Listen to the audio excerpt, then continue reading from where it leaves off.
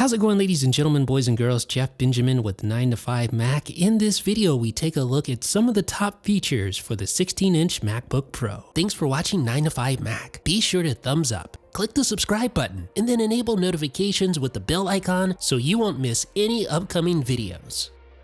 9 to 5 Mac on YouTube is sponsored by Clean My Mac X. If you just got a new MacBook Pro, this utility can help keep your Mac running fast for years to come. With it, you can delete system junk, unseen apps, and hidden clutter. And since macOS Catalina no longer supports 32-bit apps, Clean My Mac X helps to quickly identify these apps, delete them, or find corresponding 64-bit versions if available. And it's all handled via a gorgeous interface. Click the link in the description to visit cleanmymac.com to download your copy today. Okay, so obviously the biggest thing about this new MacBook Pro, the 16-inch model, is the new Magic Keyboard. So Apple has gotten rid of the much maligned butterfly switch keyboard and they've gone with this. Basically, they've gone back to the scissor switches of the pre-2016 MacBook Pro model. So what that means is you get more key travel. And for me personally, and a lot of other people I know, that results in much less finger fatigue when typing long-form content. It also results in a much more reliable keyboard overall. Stay tuned because our full review will be exploring this a lot more in detail. Now here it is compared to the 2019 13-inch MacBook Pro with the butterfly switches on the right there. Notice that the escape key is no longer relegated to the touch bar, but there is now a physical escape key. So programmers and people who use that escape key all the time are definitely going to appreciate that. And another improvement is that the touch bar is further away from the top row of physical keys, so it's going to be less likely that you accidentally touch the touch bar when pressing those top row of keys. So that's going to save you some time and eliminate the potential frustration that could stem from accidentally tapping the touch bar. But Apple didn't stop there. They really did listen to their customers. Now you have, as you can see, the inverted T arrow keys, and this makes the keys much easier to identify without having to look down at your keyboard. Just another quality of life improvement, if you want to call it that. It just makes typing on your MacBook Pro that much easier. And although I think the butterfly switch keyboard was terrible, there are some things that I did like about it, such as having the LED light under each key so you get that really even backlighting. That's still here on the 16-inch MacBook Pro. And also you get the stability of the keys, which was a feature of the butterfly switch keyboard. You still have that same stability here on the 16-inch MacBook Pro. Now, obviously, outside of the keyboard, the display is the next biggest thing about this MacBook Pro. For the first time, Apple is offering a 16-inch MacBook Pro, which means that at 16 inches diagonal, this is the biggest laptop display that they've made in years. And although it is a little bit larger, slightly heavier than the 15-inch MacBook Pro, having that extra screen real estate is great for productivity. And I don't think anyone who is okay with traveling with the 15-inch MacBook Pro is going to make a big deal out of the extra size or the extra weight of the 16-inch model. The good thing is that you get a little bit of extra real estate on screen and you get smaller bezels. That's going to make apps like Final Cut Pro 10 look great. So the new 16-inch MacBook Pro has a native resolution of 3072 by 1920, while the 15-inch model had a native resolution of 2880 by 1800.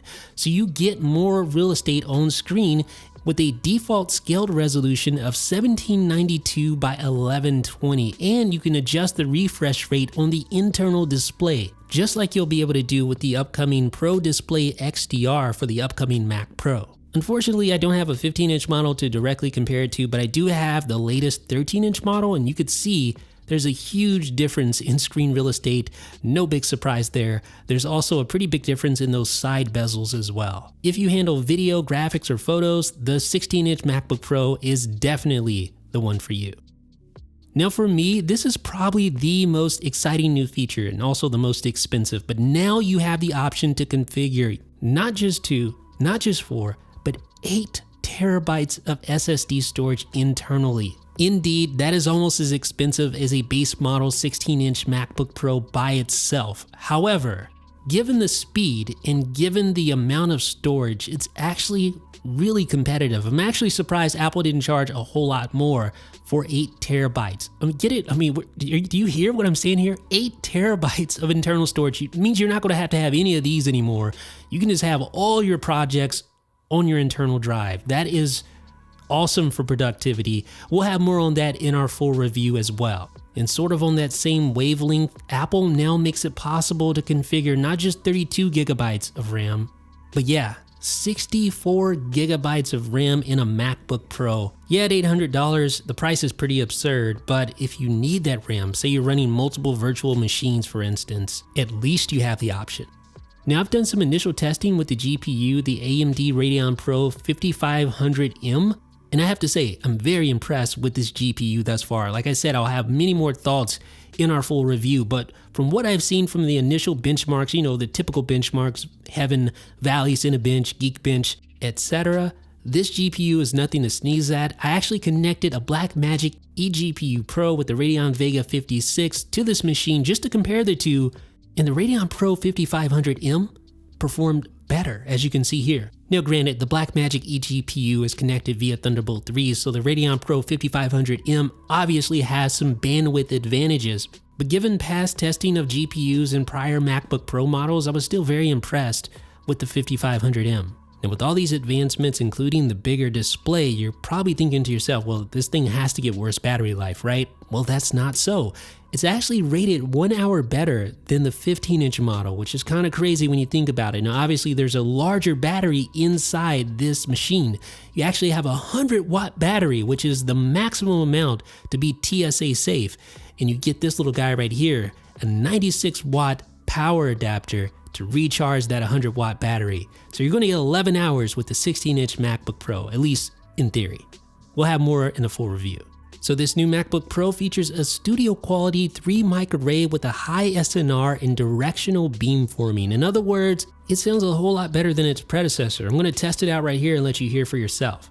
So this is an example of the 3-mic array embedded inside the MacBook Pro with a high signal-to-noise ratio. I think it sounds pretty incredible for what it is. All right, so now let's listen and see how it sounds. So this is an example of the 3-mic array embedded inside the MacBook Pro with the high signal-to-noise ratio. I think it sounds pretty incredible for what it is. Sounds good, right? But that's just a test. We'll have more in our full review, so stay tuned.